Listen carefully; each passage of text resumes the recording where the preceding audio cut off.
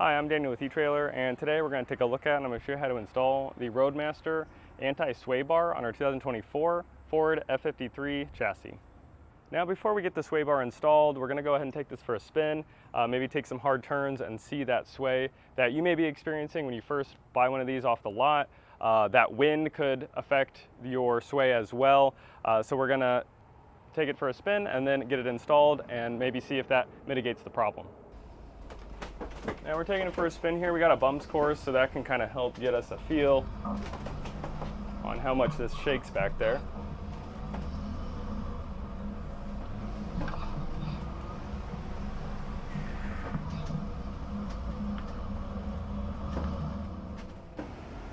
And I'm not going to take this too fast since we're just going around the parking lot, but I'll go ahead and give it a couple of turns here just to simulate some wind on the highway. I can feel this is moving quite a bit.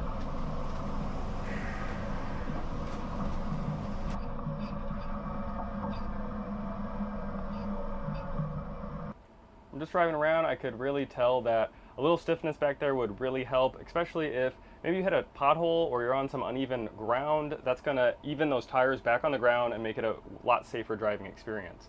Now, I would recommend getting the front anti-sway bar and a steering stabilizer just to make sure everything is as safe as it can possibly be when you're out on your adventures. Now we got this installed on our motorhome, and we're going to go ahead and take it for a spin and just see how much this has improved the drivability of our motorhome. And we're going through some of those same bumps we did earlier, and I can already tell there's a lot less noise back there and a lot less sway. So obviously they're doing their job, and I'll take it up a little bit faster here and see how it does.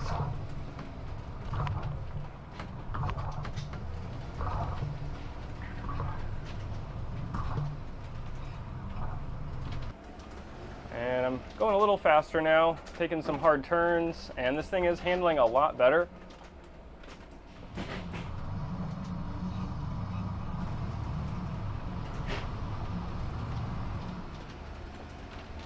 And this is actually one of the first times I've installed a anti-sway bar, so I can tell you that this is making a difference. I can actually tell.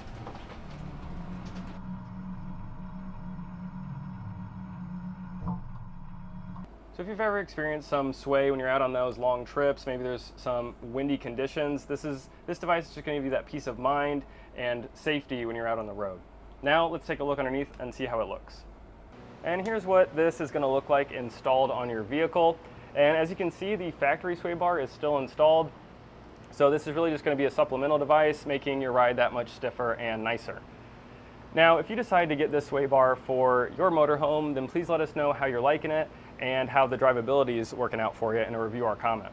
Now, as far as the install goes, it isn't too bad, but you are torquing a lot of bolts down to really high specs. So if you don't have a really big torque wrench at home, you can check out our dealer locator, and we can find someone in your area to get this installed for you. But if you're looking to do it yourself, follow along and I'll walk you through it. To begin our install, we're going to need to locate some bolts on our frame, and right now we're right behind the rear axle. And now we're going to lift the back of it up because the leaf springs are a little bit in our way. So we're going to lift that up so we can get to our bolts. And before we lift the back up, I'm going to locate those two bolts for you. So they're right here, and they're just going to be securing this cross member of the frame. It's going to be a frame support, and I'm going to use a 21mm wrench and get these broken loose. Now, they are going to be very difficult to get broken loose, especially if it's older and rusted. So maybe you want to put a pipe on here, just give yourself some leverage. But I already went ahead and broke these loose. So now I'm going to take these out.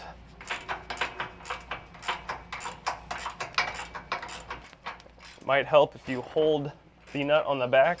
It's got a welded tab on there. It'll be a little easier to hold.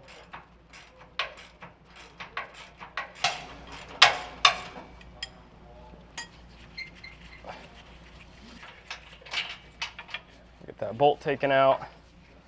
And then there's that tab I was talking about. And we're going to put this actually back on when we put our plate on in that orientation.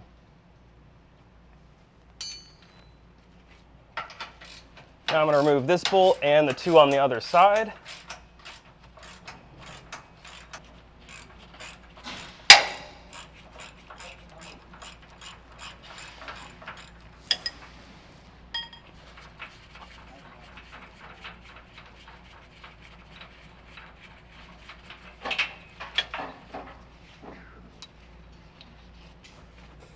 Now we went ahead and lifted up the back with some lifts. If you don't have lifts at home, you can just use a regular jack. And when we do lift the back of the motorhome up, you want to make sure you chock the front wheels. But now that's going to give us a little bit of extra room so I can get my bolts back in, because this plate's going to add some thickness. Now I'll push these through.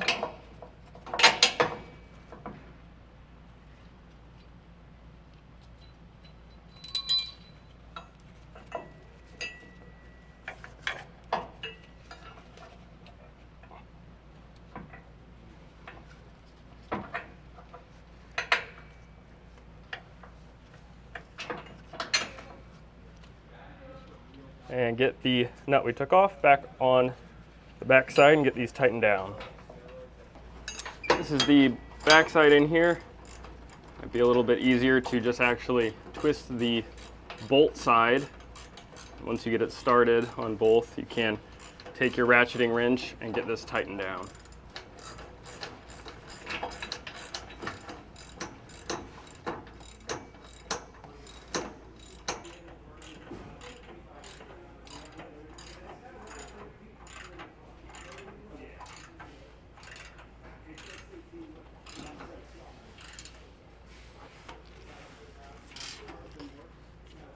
Now we're going to torque these down to the specs and the instructions. And I got a couple of extenders here, but if you don't have this many, then you can take the tire off and that'll give you a little more room to torque in there, or you could use a crow's foot. But for today, I'm going to use this setup. And if you don't have a torque wrench at home, you can usually rent one from your local auto parts store, or you can buy one from us at etrailer.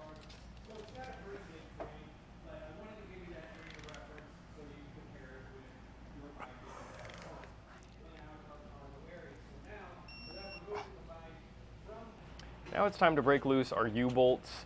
Now, before you put a tool on them, you might want to get some penetrating oil, spray these down really good, and clean up all of those threads. Just so when you back this out, it doesn't gunk up those and make it difficult to get out. Now, I already broke these loose today, and they were pretty easy because this is a newer vehicle, but if you're watching this 10 years from now, it might be all rusted and very difficult to get off.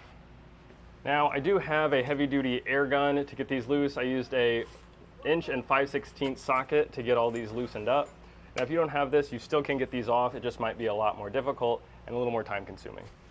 Now at this point, we can take the nuts off and put our plate on. But on this vehicle today, our U-bolts are a little too short, so the bolts will not be able to thread fully on. So our neighbor today opted to get for some new U-bolts. These are a little bit longer, so we're gonna have to take all of this down and put the new ones on. So I'm going to get these backed off the rest of the way and get this bottom plate taken down.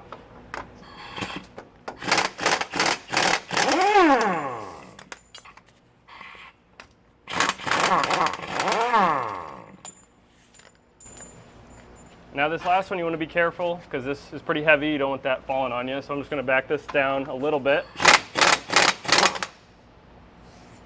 And now I can thread it off by hand while holding this bracket.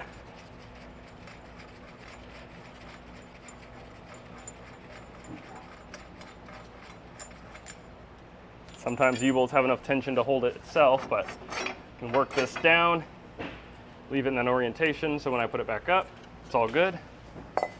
Now we can take our U-bolts off. Now, there's not a ton of space, so I may have to raise up the back again to get a little bit more space in there, just so I can get these out.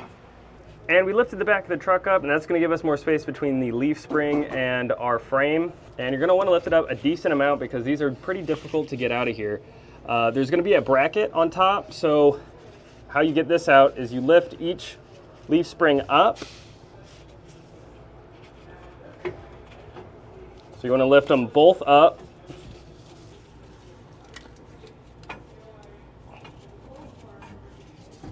And once you have them both lifted up like this, make sure they don't come crashing down on you because they can slip. But this top bracket, you just want to rotate one way or the other, like this. And then you can just slide this out.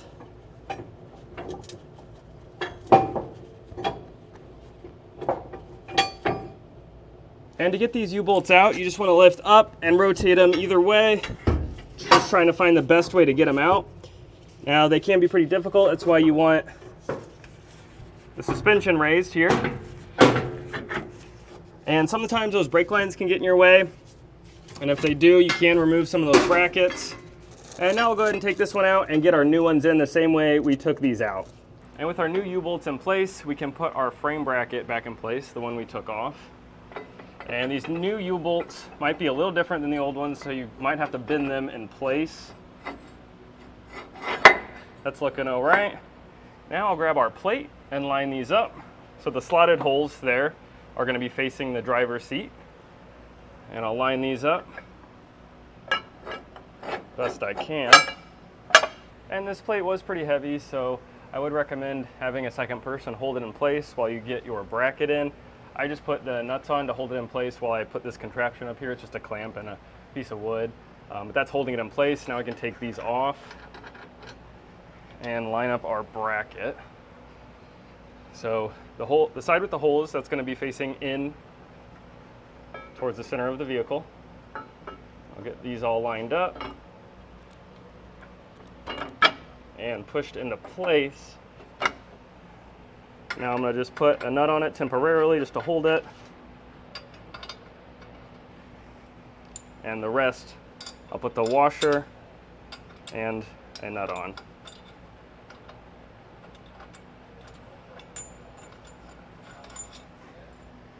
I'll do that to all of our bolts here. Now I can take this apart and tighten this down. And these new nuts are going to be 1 5/16 inches as well, and I'm going to tighten them up evenly, so I'm going to go in kind of an X formation here.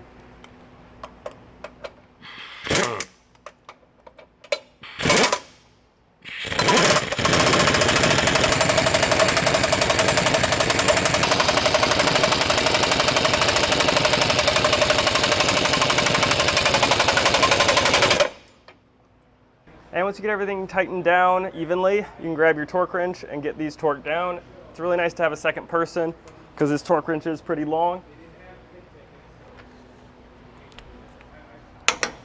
Now we can get our bushing, and it comes with some lubrication in the kit. I'm just gonna get this smeared on the inside of this bushing so this doesn't squeak and this can move more easily on our anti-sway bar.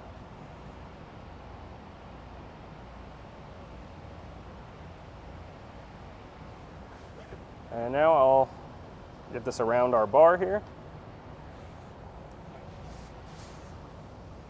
Get our clamp, put this in place. Now I'll just get our other side going and do the same thing. And now I'll go ahead and put our end link on as well. Just gonna slide this over our fitting, get our large bolt, and I'm gonna use the last hole here. We may have to adjust that depending on our setup, but for now, that's usually a good one to go with. So I'll just get this on loosely and I'll get both these end links on. Now in our plates, I'll get these ready. I'll get our hardware in. These are the smaller brass bolts. I get a washer put on those and get these put through the holes. And I am going to be using the holes that are closest to the rear of the vehicle. So get these put in both sides. Now we can lift this into place, and I got Joe over there helping me again. And I'm going to get this end link in first, take our larger bolt and get the head facing out towards the wheel and push that in.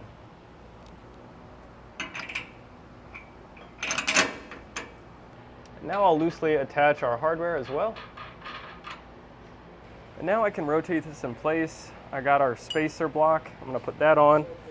I'll get our nut and washer ready. I'll rotate this up.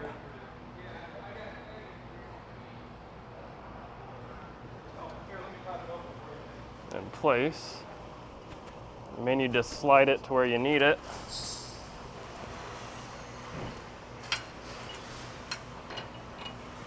Once you got it on, I'm going to put the washer on.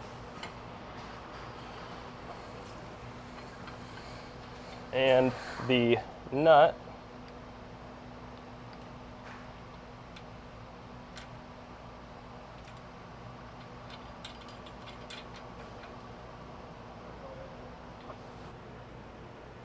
And now you can adjust this, so you just want to make sure that this part of the anti-sway bar is as level as possible. So right now this configuration looks pretty good, but if it's a little off, you can just adjust it in these different holes or the hole on top as well. And once you get everything how you like it, you can tighten and torque everything down. I'm going to start with these. These are going to be a 19 millimeter. I got a socket and wrench here to hold this in place.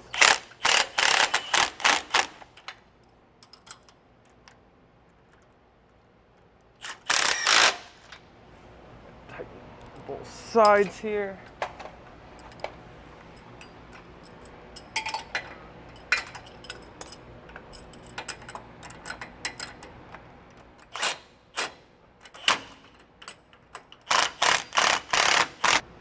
Now I'll tighten these down. These are the 5/8 inch bolts, and I got a 15/16 socket and wrench to tighten these down.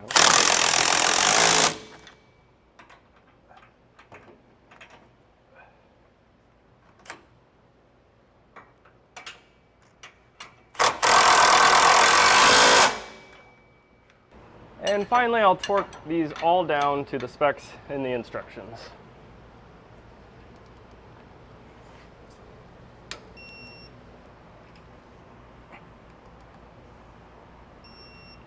And once you torque those down, that just about does it. Now you are going to want to drive this around and recheck all those torque values just to make sure nothing loosened up. But that was a look at the Roadmaster rear anti-sway bar on our 2024 Ford F53 chassis.